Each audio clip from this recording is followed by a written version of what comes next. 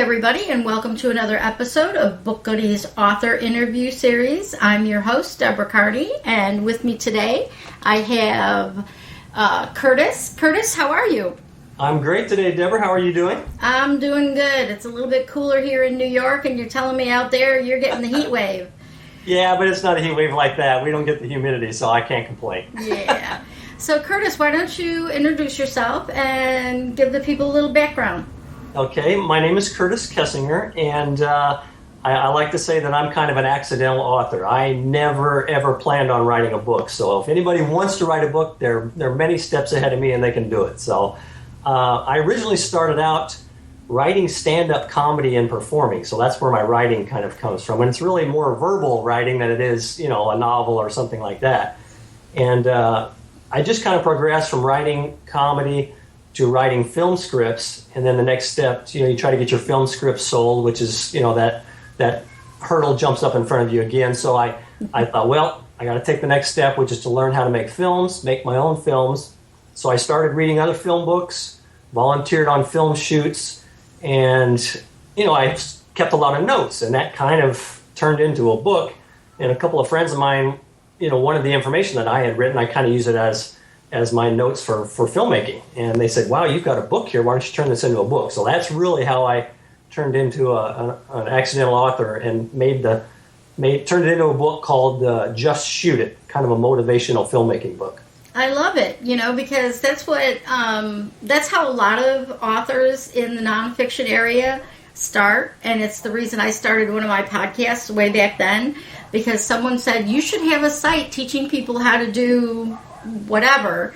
And I'm like, well, I'm really a better talker than I am a writer. So there's this new technology out called podcasting. Maybe I'll give that a shot. And that's what worked for me. And like you said, I turned into an accidental expert because everybody wanted to know. And I said, well, if you've got a question, you're going to be on a podcast with me and I'll answer your question. You just never know where you're going to end up when you start something, right? Nope, not at all. And now, is that book self-published or is that book traditionally published? It is self-published. I initially went to some of the bigger publishers that work in the entertainment business, that kind of book, and I kind of got a feeling that a couple of them even told me, said, look, we could put your book out there. You're probably not going to make a lot of money. You're probably not going to make any money, but you'd have a book out there. And I thought, well, that's kind of self-defeating. That's great to have a book out there, but if I can find a way to self-publish, and so that's the route I went. I could have probably had one of them, actually publish it for me, but I thought, let me just try this. I'm kind of a self-starter, like to do things myself anyway. So I just went ahead and self-published it. Okay, and it's available as an ebook and as a print book? Yes, it is, and I've actually have a second edition out. Initially, I put some technological things in there that, the advancement in technology, especially in the filmmaking business, changes so fast. Mm-hmm. I said, I need to take that out of there so that the book will stand the test of time. And so I just put out a second edition this year, and it is available online as an ebook as well as a paperback. Okay, great. And that's at Amazon? Yes, it is. And I use their Create Space for my fulfillment. I love that. I love Create Space. I have several books sitting here that I'm really proud of because, they're my photography books, and they didn't cost me $1 million to print as it would have at some other places. Oh, it's amazing. And even there, when you're ordering your own books, I went out to a lot of printers online to find out what it would cost me just to order my own books. Yep. And I couldn't find a better price than on CreateSpace. So. Well, and plus you got to order 100 or 500 from the other guys. Yeah, at CreateSpace you can order 10. That's right. Yeah, exactly. When you're done with those 10, you can get some more. Yeah, their setup fees are more than what it would cost you to get your 50 books. Yeah, exactly. And then now you have a second book. Right. The second book. The first book I wrote, I tried to put as much motivational stuff in there as possible. And so I thought, well, I'm going to try and come up with a more general book on just overall success, kind of what it takes to be successful no matter what you're trying to do. And that way, it's a much bigger market. Mm-hmm. But I tried to write a short, concise, really dense book. It really gives people everything from mindset to management of their daily life so that they can use their time. We never have enough time, so you try to find a way to use the time you have to get done what you need to get done. Right. And so that book is called The Ultimate You. Okay.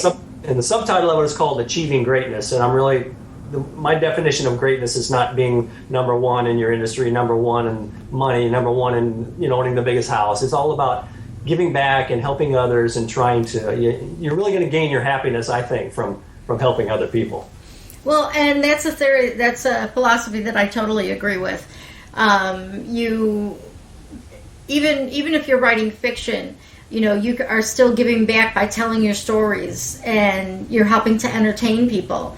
Right. And writing isn't usually a selfish thing. It can be sometimes, but when you really get down to it, writing is about sharing, and either with nonfiction or fiction, you're telling stories. Right. And I love the way your first book came about, and then that led to, like you said, okay, well, I can inspire filmmakers and show them what to do. And, you had to update it because people aren't shooting with Super 8s anymore. They're shooting with digital cameras. Exactly. And, and then because of the flexibility you have from self-publishing, you're able to update that. And, if tomorrow there's some super new cool thing that we can shoot videos from, you'll be ready to be able to adapt it without having to lose your current reviews and your current ratings and rankings for the book. Yeah, and it's just so easy now to there's no barriers anymore to entry as far as being an author or even a filmmaker. Everything has gotten so cheap that there's no excuse not to do it. You have to find a way to do it. That's what I feel. That's a pretty cool philosophy. And now, wanting to expand it into that second book, I can totally see that, because you're teaching one group of people and now you want to say, well, hey, anybody can share. So here's how you can achieve greatness and feel really good about yourself and help other people. Right, and really you got to get to the point where you don't expect anything in return. I think it was a John Wooden quote that I saw where he said, your best day is going to be when you can give something to somebody that can't give you anything back. Yep. So, and I try, random acts of anonymous kindness. Yes, is what I call them. Yes, that's great, and it is. You really, so many people need that extra little push, and they don't have it from somebody else. So if you can be that person, that's great. Yeah, you never know when you say, hey, I read your blog post, it was really cool, or that Facebook status that you put up, what's going on, or you had a tweet that actually caught my attention, and I laughed out loud about it instead of just typing LOL. Right. And there's so much, with the social media and everything exploding, there's so much negativity out there that people need the other side more than they might say they do. And speaking of social media, what kinds of social media do you use to promote your books? I really, initially Facebook, I was going to try to use it for my business, but I realized things are so scattered now. There's so many opportunities, but there are almost too many opportunities out there. Yep. So I really try to focus in on who really is my market. And so with the filmmaking, I Google or use Yahoo. I search for filmmaking groups, and they're everywhere online. You can find them. I try to go in there and open up and try to give people tips rather than just saying, "Hey, buy my book." I try to give them something before I'll ask them for something back.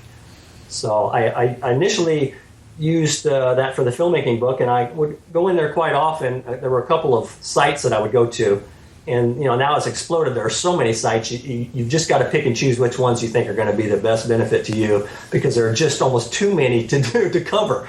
Yeah, that's something that I've actually put out another interview query about, is whether people are using Goodreads, whether authors are using things like Goodreads that are specifically tailored to authors, or are they still just finding success?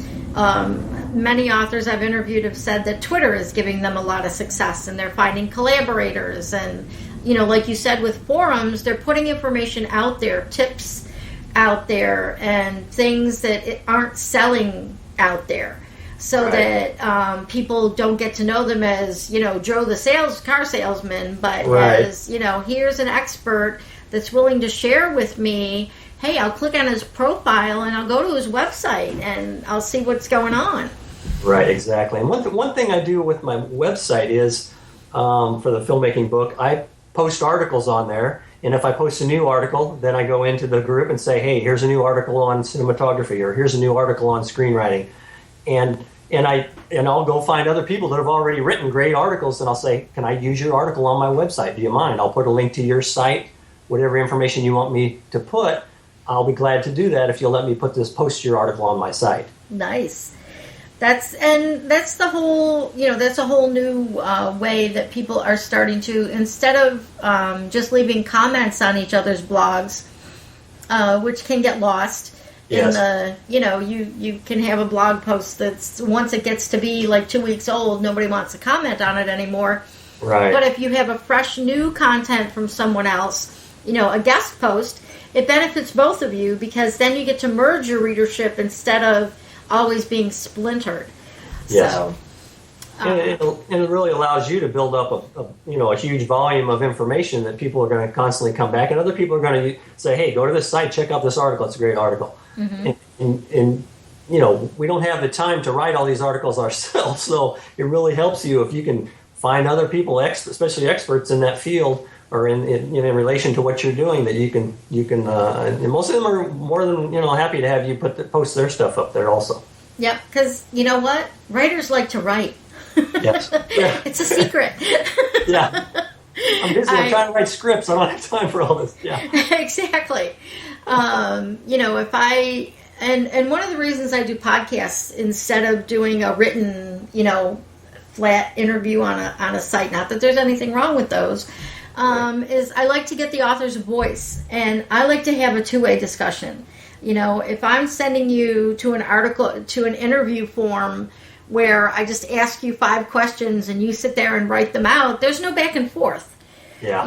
It's a flat profile of yourself, and I like people to hear, and the same thing when you write your book and people are reading your book, they don't know your voice. But now if they can, find the podcast and listen to you, or if you put up some videos, I'm sure your site has videos on it. It doesn't, believe it or not. I'm ashamed to say that. I had a feeling. So what you're going to do this weekend is record a couple of videos. Yes. Can you believe it? A filmmaker site without video. Terrible. Yeah. I'm terrible. It needs updating, believe me. It really does. It's the shoemaker's shoes. Yes, so that's it. That's definitely in my plans, is to get my act together. Yeah, and when you do videos, you get to include YouTube into your social media plan, and especially for filmmakers, yes. You do a book trailer for your book, and people are going to flock to you. It's huge.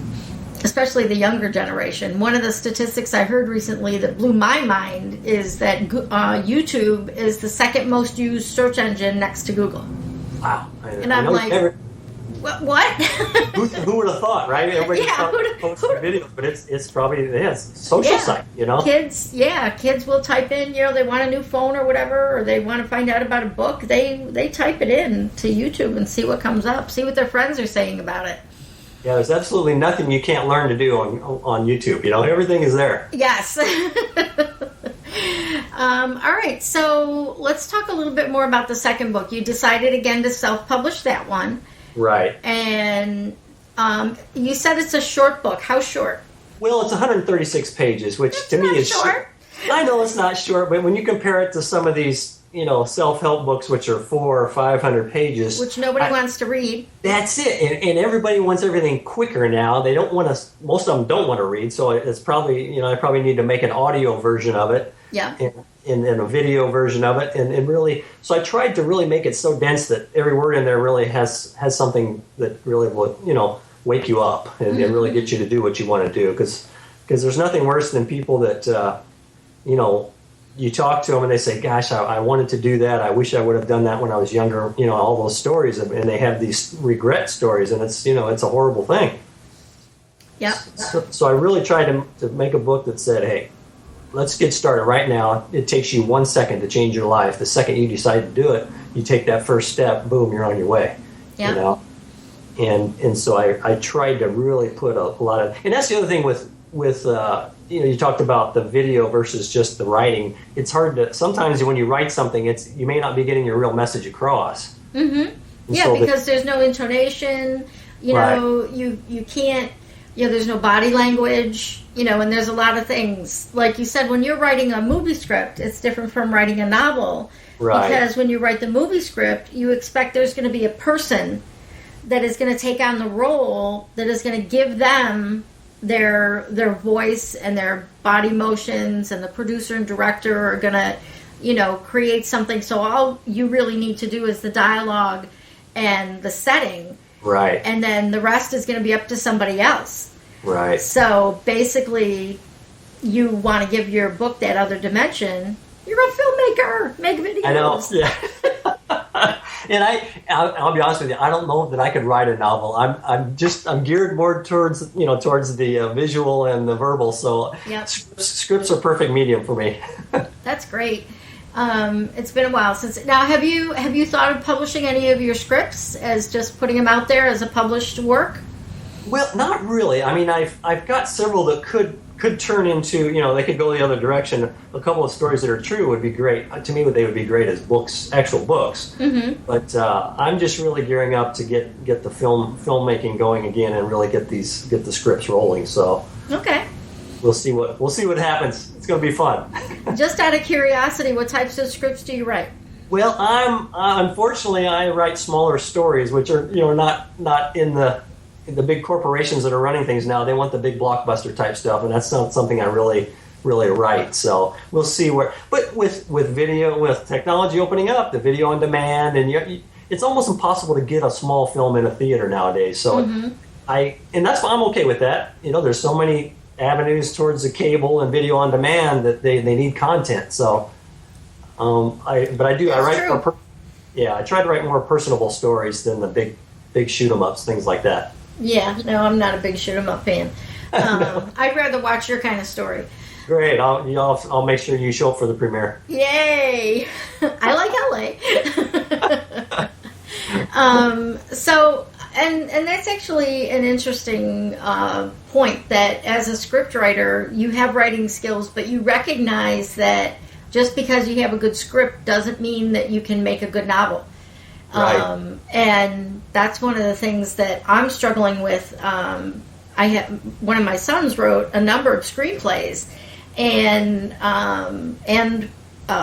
stage plays, and I need to try and figure out how to convert them into a medium that is more accessible to people, because the stories are great, but they're written to be filmed. They're not written to be read.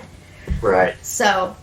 And I know it's a very small group of people that actually like to read screenplays, because the format is very jolting if you're not used to reading that type of thing. Right. So it is. There's so much left out, Yes. That if you don't see the segue from one scene to the next, the sequence, then it's going to sometimes be kind of difficult to understand what's going on. So yeah. But you can. I mean, I've seen where it's funny. I think I just saw an article on converting scripts to novels. So I'll see if I can find that information and get that to you. That'd be great. Well, because when you look at the Emmys and stuff, or Oscars, you'll see, some movie adapted from a novel. And right. You'll see screenplay adapted from novel, or novel adapted from screenplay. And, it's got to go that way, but yes, it's almost going to take a complete rewrite. Right. And like I said, I know I'm not a novel writer, so it's, I envy those people that can write that way. Yeah, it's good to recognize that in yourself. So now you've already given people a lot of great tips, but one question I do like to ask is, if someone's just starting out as an author, and you kind of already covered this, but maybe you can cover it in a little different angle. What would you tell them? They're just starting out, they've got a story idea in their head, and they just don't know what they should do first. One thing I try to do is, because I'm usually juggling several different things I'm writing all at once, I take out a folder, and the second you start planting that seed in your brain that you're going to write this story, things will start to pop out, right? Yeah.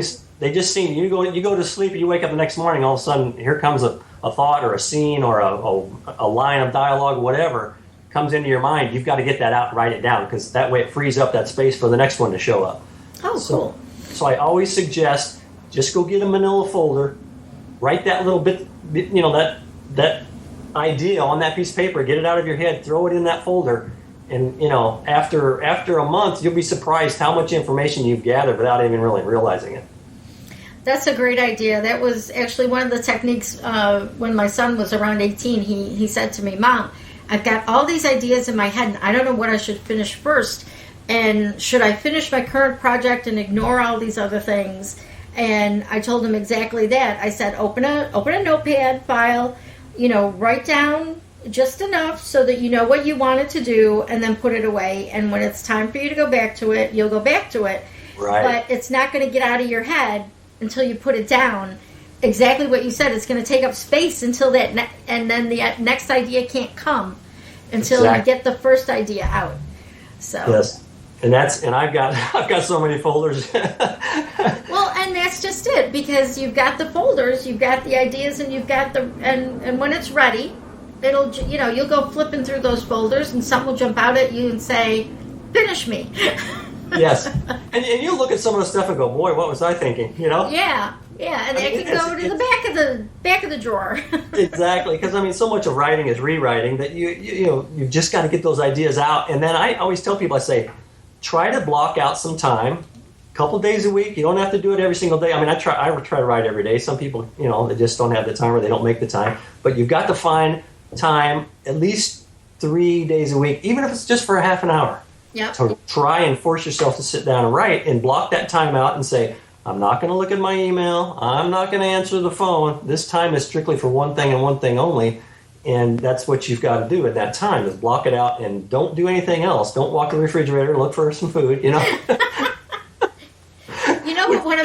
One of my big distractions was, and it's really funny because, I'm a decent housekeeper, but if I had something that I was procrastinating doing, the house would get cleaned top to bottom.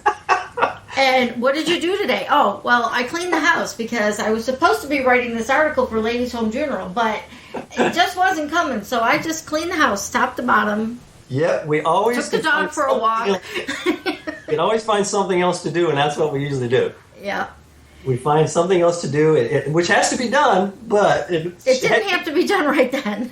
Exactly. So I try to get them to say, keep those keep those folders open for your different ideas. Maybe you've got 2 novels you want to write, or 3 novels. I've got so many script files, it's amazing. But you just have got to sit down and try and write, at least to me, three nights a week. Take a half an hour, and just try to start writing out. I usually use an outline. Mm-hmm. I try to start with an outline from beginning to end, so that if you don't know where you're going, you're going to have a hard time writing, I find. So I always know what the ending is going to be, and try to start. Now, some people don't like to use an outline, and that's great, and the thing people need to realize is an outline isn't inflexible. Right. If you decide the story's going in a different direction, you can either add or take away to the outline and reformat it to where you're actually going. Right, and if you're writing nonfiction, look at other people's books. Look at their table of contents and see how they structure their books. Mm-hmm. I'm not inventing anything new, that's for sure. So I try to look at the examples that are the tops in the industry, and try to follow what they're doing. Yep. And even same with novels. The story. You can look at different mediums. You can look at films and see how to tell a story. You can look at novels to see how to tell. There are different avenues. I try to look at other areas in any industry and say, okay, how are they telling stories that's interesting? What are they doing? It's all storytelling. So. Mm-hmm. And you don't have to worry about stealing someone else's style, because no matter what, your voice is going to come through. Exactly. And that's, you're going to research your subject, and you're going to put everything in your own words and the way you write, and boom, it'll come out different than everything else. So awesome. And we talked a little bit about social media, so you don't really have any Facebook presence? No, I don't. I don't, and I started to. Initially, when I started my Facebook, I was going to use it mainly for business. Mm-hmm. And then all your friends start to find you, and I thought, okay, and I'm not the type that says, hey, I've got a book, you better buy it, or I won't be your friend anymore. So right. I haven't used Facebook that much. I try to go find those markets online and go that approach. I think it's a lot more concentrated. And even with Facebook, it's unless you send somebody a private message, by the time they get to it, if they're not watching it, it's 4 pages down. They're never going to see it. Yeah. So, but that's so online. I try to find those groups, and no matter what your subject is, even if you're writing a novel, if one of your characters is a veterinarian, go find veterinarians. They might want to read about that. Yep. And they can give you technical assistance. Exactly right. You go talk to them, and you'd be surprised how many different groups are online that you maybe never thought about might want to read your novel. Whatever your characters do for a professional living, go find those people. They would probably love to read that. So that's a really great point. It's an endless amount of people out there, and you just have to find them. That's it. Well, like they say, in New York City alone, there's 8 million stories. Right. Not even, instead of people, there's stories. I mean, I look at, just in California, I think I was reading an article, there are 400,000 licensed realtors in California alone. What the heck are they all selling? Oh, I don't know. The same stuff? I mean, a lot of them are part-time probably, but, so if one of your characters is a realtor, you've got a built-in group right there you can probably sell your novel to. So yeah, make it a successful realtor that overcomes problems and is selling $1 million homes. See, exactly. They want to read about that. Yeah, that's crazy, but that's a great idea. If you're looking for an idea about something to, you don't know where to focus your book, just go out on Google and do some random searches and see what pops up. Right. Make one of your characters, from another country that has 2 billion people. They would love to read it too. Yeah. I mean, it's the people are out there, and it's just a matter of concentrating and finding where they're really at. And to me, I really like to go after groups. I mean, selling books is tough enough if you try to sell one at a time, but if you can go after a group, it makes it a heck of a lot easier, I think. Yeah, and especially for filmmaking, because if one person likes your book, you're going to sell 20 copies, right? Because filmmakers don't all work alone. Right. No. And we call them independent filmmakers, but we know that every independent filmmaker is working with a group of about 20 to 30 other independent filmmakers. Right. And you all do help each other out, online and off. So, right. It's the same thing with, cooking. If you're writing a book about, cooking in a specific way, Betty Jones likes it and she tells, Emma, and the next thing you know, you've sold 40 copies of your book to just this woman and her friends. Exactly. And if you're writing a book about Italian food, you can probably find Italian restaurants that might sell your book while people are waiting in line to get in, So, wow, that's a great idea. Mario Batali. Exactly. I mean, I've got a friend, I'm gonna send him to you. I have a friend who's written a book. It's full of short stories. Yep. He's been selling this book at barbershops, car auto shops, where people are waiting, right? They're waiting for their car. They're sitting there for 2 hours. They don't have anything to do. So, you've got the book sitting there, especially with short stories. They can read a story and go, this is great. Where can I buy this at? Yep. So you just, look at, you walk into a dentist office, a doctor's office, they've got magazines. Sometimes, every now and then I'll see a book sitting there. I thought, that's a great place to market to. Yep. Especially with my doctor's office, where the normal wait time is about 3 hours. Wow. No matter what time your appointment is, it's still going to be a 3-hour wait. And, it's just the way it is in New York City, especially. You just gave me a great idea. I'm going to package up some books and... Should. Go down there and say, I want to put some books in here. I mean, if you give away, you put one in there for free. Yeah. You're liable to... New customers every day are showing up, so... Yeah. And now, are you seeing a difference in the number of ebooks you sell versus the number of print books you sell? I mean, I haven't. I can't, like I say, the ebook versions are on there. I don't see as many ebooks, to be honest with you, as I do paperbacks. I don't know if it's the filmmaking book has a lot of photographs in it, trying to show cinematography details, things like that. So maybe people would rather have a print version. I don't know. But I'm not seeing That's what I'm thinking, is that your book is one that is going to be better in print than on ebook, unless someone's got it, on their iPad from their Kindle reader or whatever. Right. And even then, I'm thinking that your book is probably one that they want to be able to hold in their hand, make notes in. Right. And that's still, you can do that in ebooks, but not the same way. And it's a book you want to thumb through.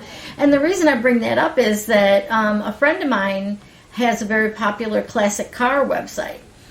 And his audience is mostly, older men. Right. And so he did an ebook of classic car photos and was a little disappointed that nobody wanted it. Yeah. And so somebody emailed him, 2 or 3 people emailed him and said, if you made that book available in print, I'd probably buy it. Right. And we actually did last week get it formatted for print, and the first day he sold 4 copies off of off of just emailing like 10, 20 people. So, you've got to know your market in order to know, for all the authors out there that think all you need to do is the Kindle book, or Nook or whatever, make sure you have a print copy available too. And someplace like CreateSpace is perfect because it doesn't cost you anything anymore. Right. The only thing you have to pay for if you want to is $25 for expanded distribution. And you don't have to do that until you know that you have to be in those other outlets. Right. Which I did as well, because what's really interesting is that, with everything being global now and electronic, I get emails from people in Africa or Europe. I bought your book, and it just shocks you. I think initially think, well, I didn't think this thing would go, and show up. Yep. It's everything. The world is just one big global market. So be prepared to take it as far as you can. Yep. Have you thought about getting it translated into other languages? That's pretty technical. I have thought about that. I have a friend, a great friend out here who's fluent in French, and I can find Spanish. I should do that, especially for the e-versions and that, and see if I could, increase sales with that. Plus it's outreach. Maybe your leadership book. That would be nice to have it in Spanish. Right. Because of all the people around the Southwest United States that are kind of a little bit of an ignored population. Right, I agree with you. That's a huge market out here. I mean, I'm going to write that down. I'm going to take that one from you. I like when I can help the authors out a little bit. That's oh yeah, I mean, this is the brainstorming. The brainstorming here is always great, Yep. Well, and like I said earlier, that's why I like to do one-on-one discussions. And I'm not a good note taker, so I don't want to have to interview somebody and try and remember everything they said. So, right. The podcast format works for me and seems to work for the authors that I'm interviewing. Right. So everybody gets some ideas, and we all exchange them, and everybody's happy at the end of the day. That's great. Well, I went and listened to your other podcast, so I'm already taking notes. Oh, all right, cool. Well, and you should hear the ones that I don't have up yet. Those are going to be, I got some pretty hot ones we had some good ones up already, but the last couple of days, I've talked to some pretty interesting people. Great. Well, I can't wait. Yeah. So, all right. Well, do you have any parting thoughts for, first time or established authors or filmmakers? One thing that I do as well besides online is I will go and do the old style direct mail type stuff. I don't know if a lot of people do that or not, but I initially, if I find a filmmaking expo, I'm not ashamed to go and put business cards with my book. You put your book cover on one side of the card and you put your information on the other side. I'll walk through a parking lot and put them on people's cars. I don't mind doing that at all. Nice. I haven't seen anybody do that in a long time. I know people just don't do it anymore. And I'm going, this is great. I'll go down to a seminar. They've got 5,000 people down there. Yeah. And you can get cards printed on. Some of the online print places. You can get a card for 2 or 3 cents a piece. Yep. And you'd be shocked how many people show up all of a sudden on the website.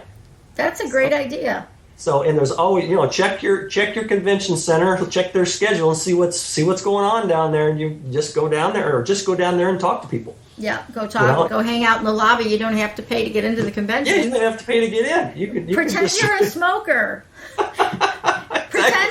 Get a fake cigarette and hang out where you see the smokers hanging out, and just talk to people. And everybody goes to lunch too, so you got lunchtime. You're out there. So what do you do? Well, I'm an author. Here's my. If you're interested in my book, boom. You just never know. There you go.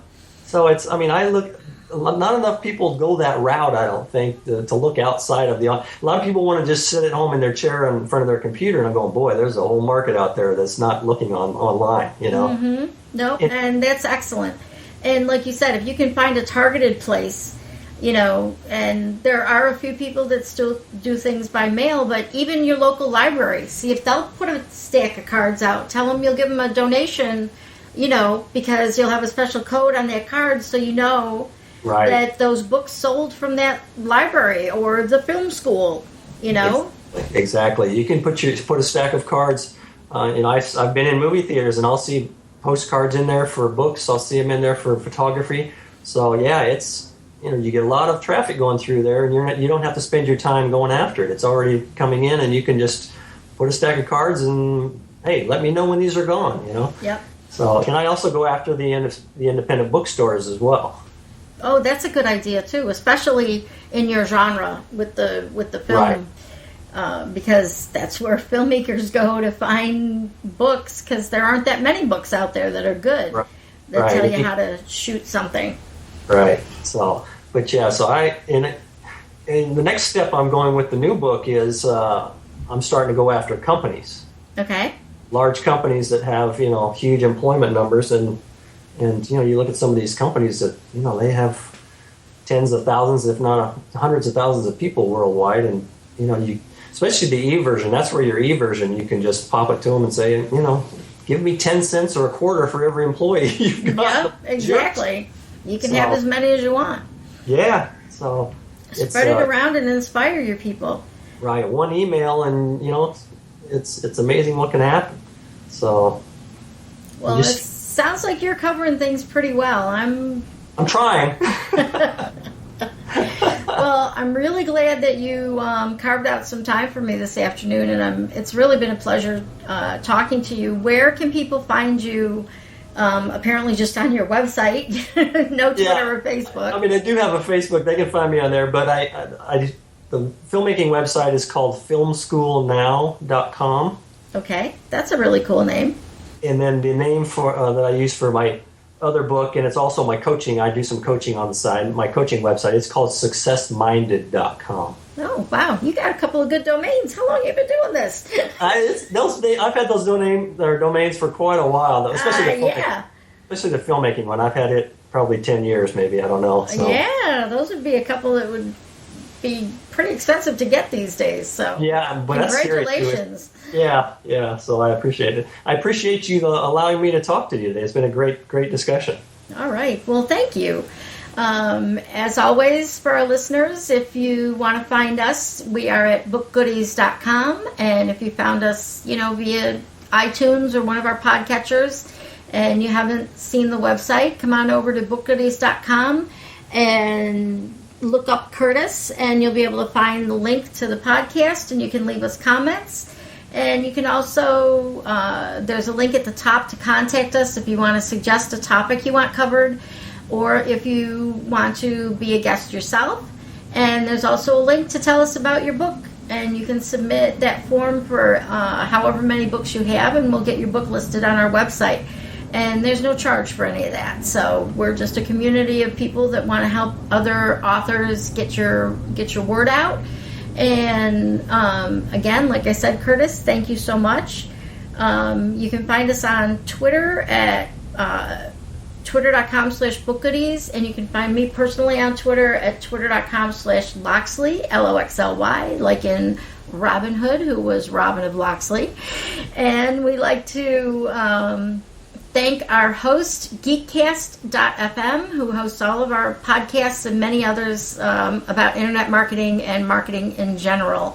So thanks everyone for listening, and get writing, and have a great night.